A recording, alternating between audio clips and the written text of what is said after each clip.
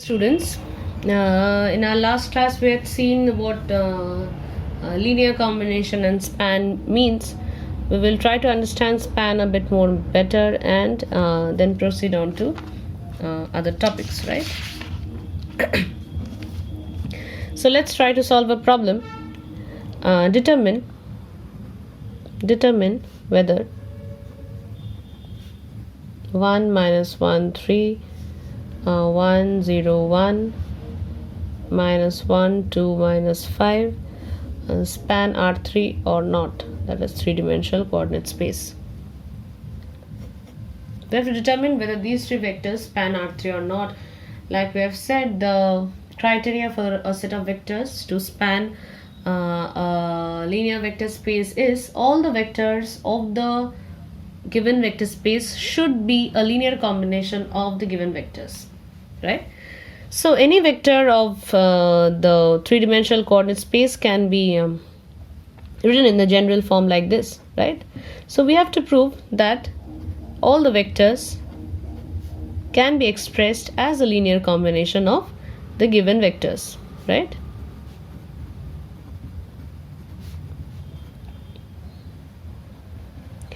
So we have to prove that for all the vectors of the form PQR, we get ABC. Like that is a linear combination of these three vectors exists, and if this is true, then we can say that the given vectors do span the three-dimensional vector space.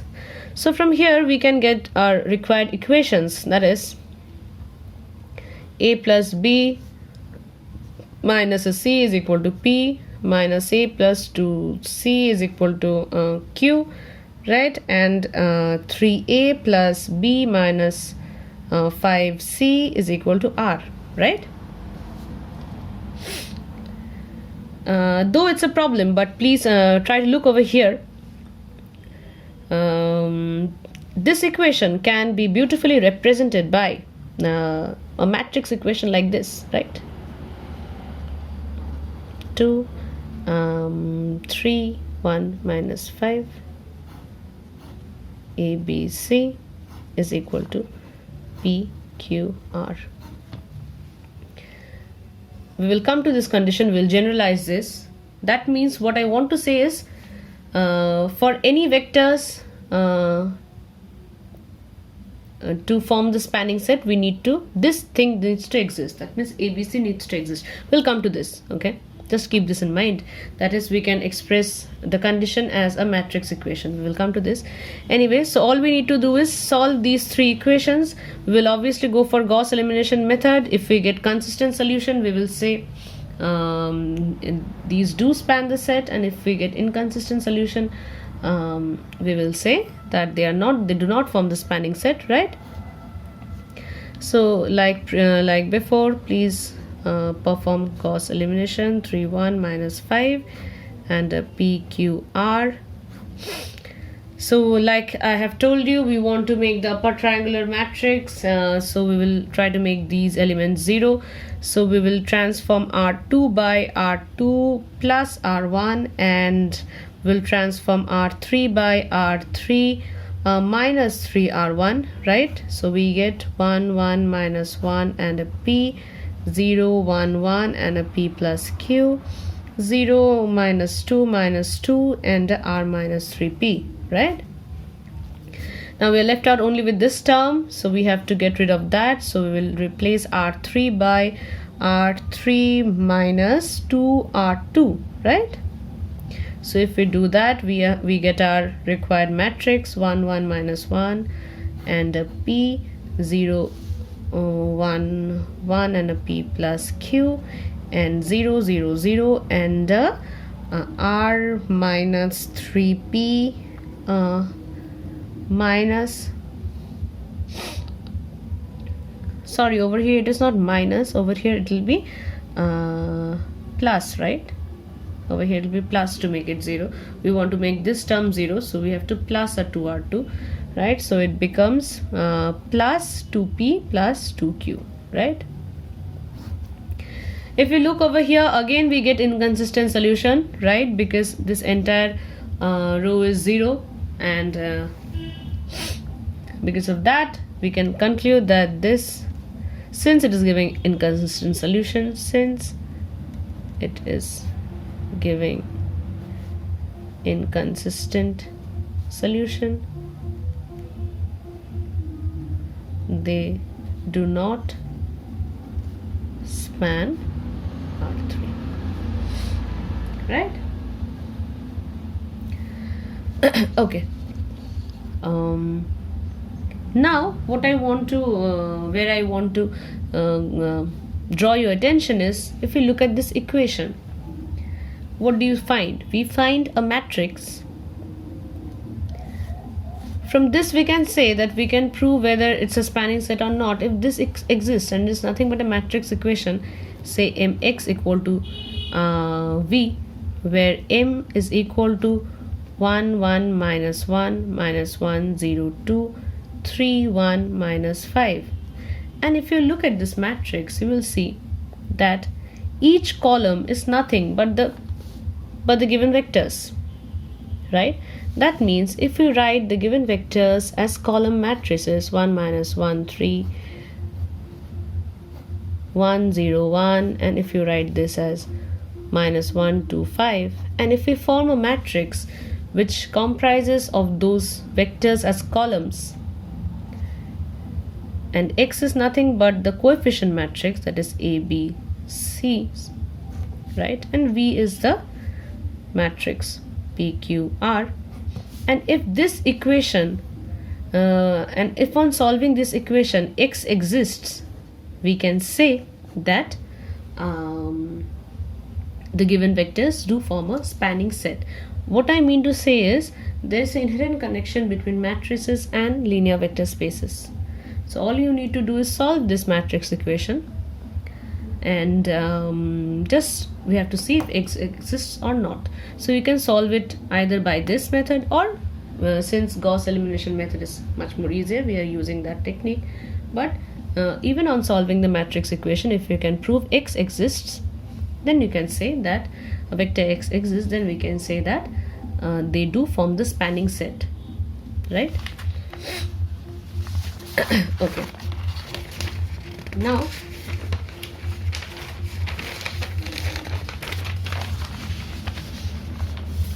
we will try to understand what linear independence and dependence of vectors mean, right?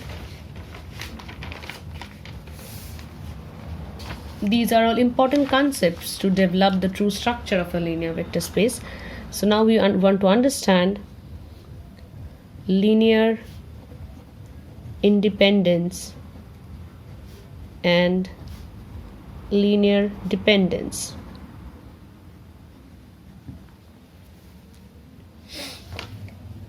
Okay, so a finite, I'll write it for you, a finite set of vectors v1 v2 dot dot vn is linearly independent if a1 v1 plus a2 v2 plus dot dot an vn is equal to 0 only when a1 is equal to a2 is equal to dot dot an is equal to 0. If the coefficients are not equal to 0, if a1 equal to a2 dot dot equal to, or if a1 rather you can say it, if the coefficients are not equal to 0, they are called linearly dependent. So if we have a set of vectors, say v1 v2 vn, and they will be called linearly independent if for this to become true, that is a1 a2 plus a2 v2, if we want to get the 0 vector, all the coefficients has to be 0, and if the coefficients are not 0, then they will be called linearly dependent, right? Say for example, whenever you are trying new when you are coming to know new terms, it's better if you draw an analogy with the three-dimensional vector space. Say we are considering the unit vector along x-axis, y-axis and z-axis. We do represent it like this in bracket notation: 1 0 and 0 0 1, right? In case of these three vectors, if we want to say we do a linear combination of these three vectors, plus c 0 0 1 is equal to 0 0 0. Say we make a common linear combination of these three vectors, which gives us a zero vector. For this to satisfy, what happens? A has to be equal to 0. Just find out the equations, or else b equal to 0, c equals to 0, right?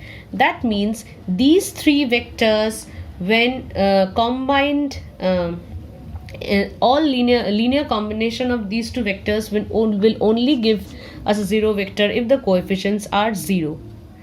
If the coefficients are not 0, this equation won't hold. That means these three vectors are linearly independent, right? Because other than these ABC cannot have any other values other than 0 to satisfy this equation. If these would have some concrete values other than 0, then we would call them as linearly dependent vectors, right? Say for example,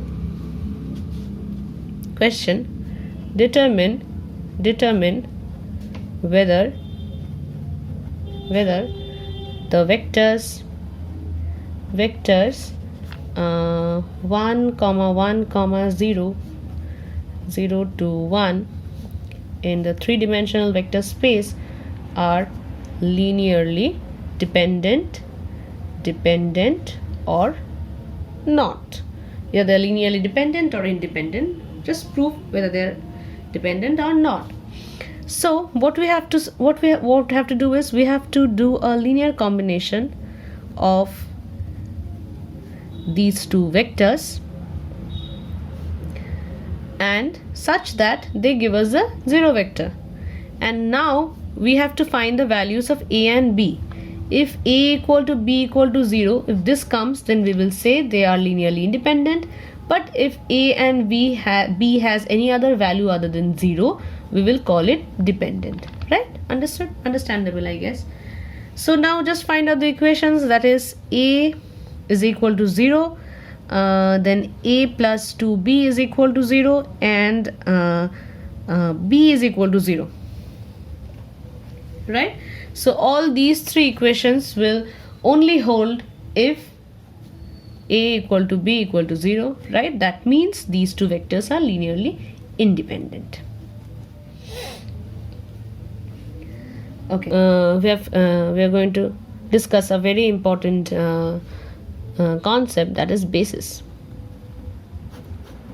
So since now we know what linear independence and dependence mean and what the span of a vector is, we can define basis, and basis is a linearly independent set of vectors which span V. Say if you have a vector space V, then the set of linearly independent vectors which span V are called the basis of that linear vector space, right? Again, if you try to understand it in the three-dimensional vector space, we'll consider the unit vectors, that is 1 0 0 0 1 0 and 0 0 1. If we consider the three unit vectors, and we want to see if it is the basis to the three-dimensional vector space or not, so it has to fulfill two criteria. First of all, it has to be linearly independent, and second, it has to span V. If these two things are satisfied, we can call it as a basis, right? So first, to prove linear independence, we have to prove that this linear combination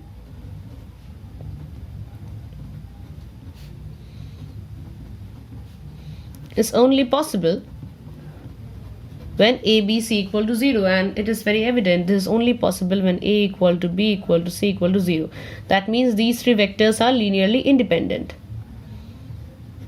right? The second, we have to prove that any vector of the form a, b, c can be obtained by a linear combination of these three vectors, and it is very much so, because a, b, c can very much be written by 1 0 0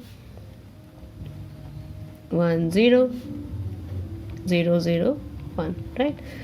So since these vectors fulfill both the criteria, that is they are linearly independent as well as they span the entire three-dimensional vector space, these three form a basis of the three-dimensional coordinate space, right? Okay, so you can check for any given vector whether they form a basis or not, which just by seeing if they satisfy these two conditions, right? So now that we know what basis is, let's try to define the dimension of a vector space.